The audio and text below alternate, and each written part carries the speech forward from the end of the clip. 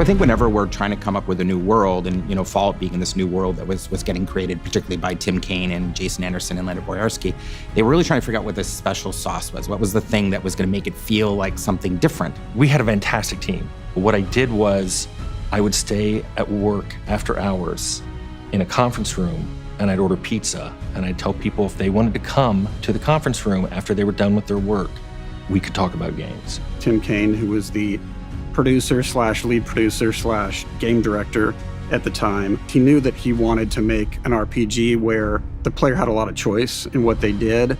And we, I think as a group, came up with the idea that you could talk or fight or steal your way through the whole game, which was kind of a revolutionary idea in those days. I shall believe you for now. Now, the thing about Leonard is he's kind of a dark guy.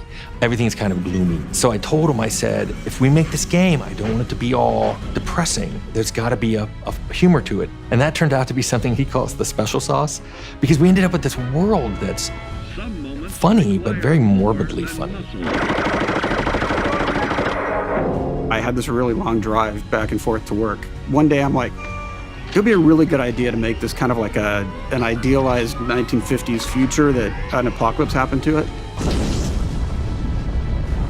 One day he said, what if we did what the 1950s thought the future was going to be like? So big robots and flying cars and just all kinds of insane atomic-powered things. And he really wanted to do that. And I have to admit, at first I was like, I don't get it, but let's see where this goes. And I'd say within 6 months, everybody got it, and they loved it.